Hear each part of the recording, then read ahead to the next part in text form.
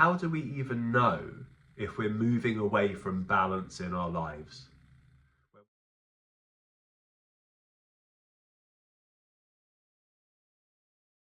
When we're so wrapped up in our thoughts, when we're so wrapped up in our emotions and the pace of our day-to-day lives, what is it that we need to be aware of?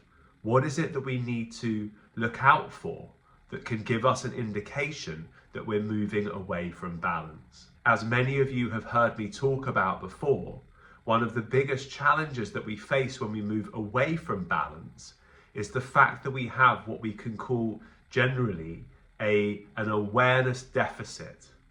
That is to say that there are things that we are just not aware of in relation to how we're feeling, in terms of how we're behaving, how we're speaking.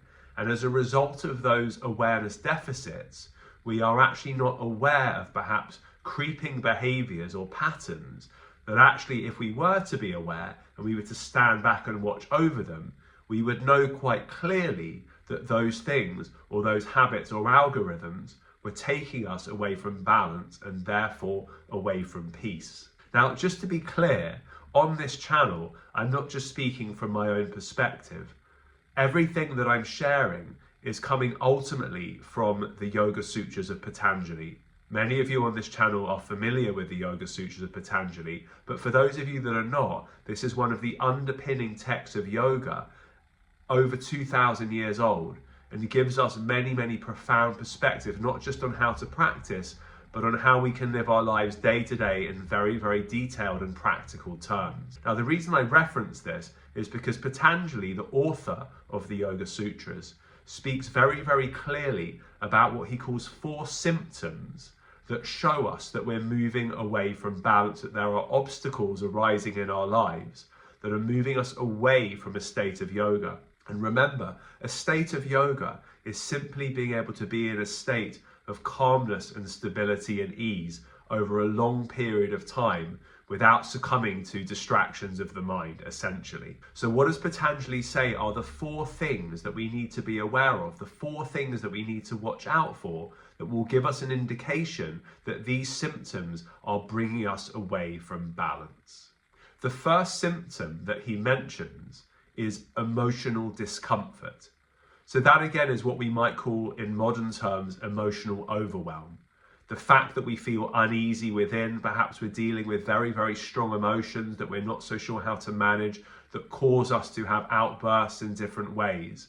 All of these are a sign that something deep down is not in balance, that something is slightly out of kilter, and as a result of this, these emotional energies are bubbling up, and as a result, they're causing us discomfort. The second symptom that he mentions is negative thinking. So negative thinking, essentially looking out into the world and perhaps only being able to discern things that feel negative, things that we don't particularly like, things that we feel aggrieved by. All of these things becoming more and more prominent in our minds, and at the same time, a diminishment of the things that feel positive, the positive perspectives that we have, our ability to see positivity in the world, for example, around us, which can be challenging during difficult times. But again, Patanjali says, if your mind is dominated by negative thinking, this is a sign that underneath it all, there is some imbalance going on. The third symptom of imbalance that Patanjali mentions are physiological imbalances. These might be aches and pains that accrue due to tension in the body. It might be, for example, high blood pressure that also accrues from ongoing chronic stress. Or it might be something that perhaps is more relatable in some ways, which is just the inability to sit still, the need to fidget, the need to shake a leg, and really to find it very, very hard to be still in a comfortable and ease-filled way for any long period of time.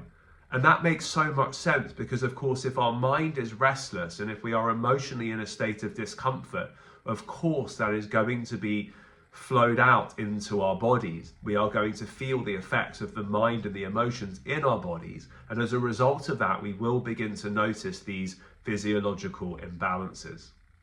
The fourth and final symptom that Patanjali talks to are imbalances in the breath or disturbances of the breath. Again, one of the things that we've talked about a lot on this channel is the relationship between a calm mind and a calm breath, and a disturbed mind and perhaps a short or disturbed breath.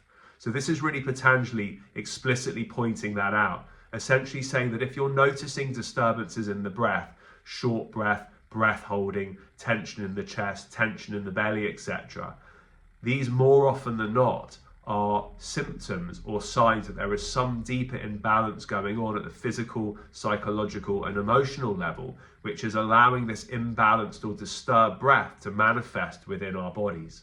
So what we can see is that there are these 4 symptoms that point us towards understanding that perhaps there is some imbalance going on deeper within us. So perhaps what we can do is we can just take a moment to reflect on the state of our own thinking. Is it more positive or negative at the moment?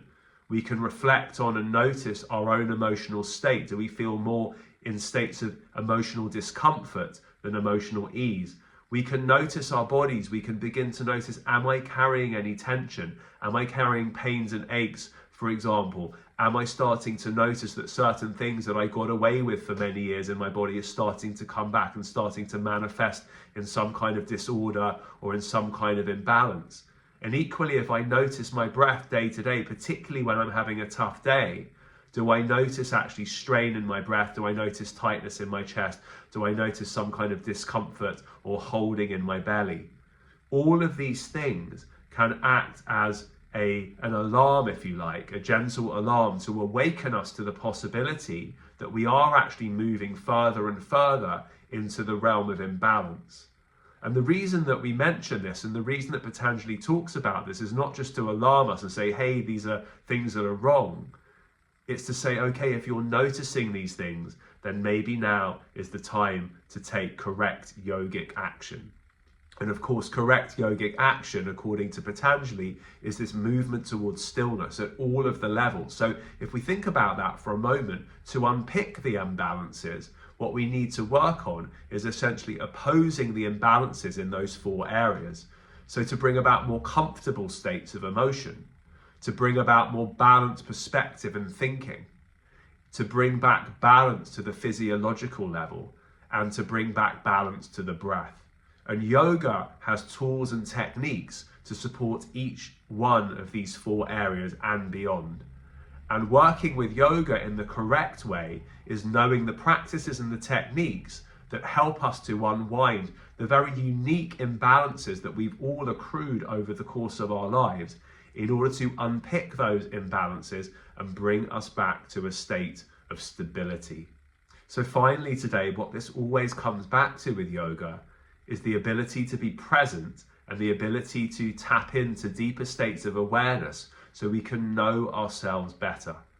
By knowing ourselves better, by knowing our breath, by knowing our physiological state, by knowing our psychological state, by knowing our emotional state, if we can know those things, we will gradually understand where the imbalances are, where the fine-tuning needs to be done, and how we can start to inhabit and reside in a more balanced state more often than not in our lives.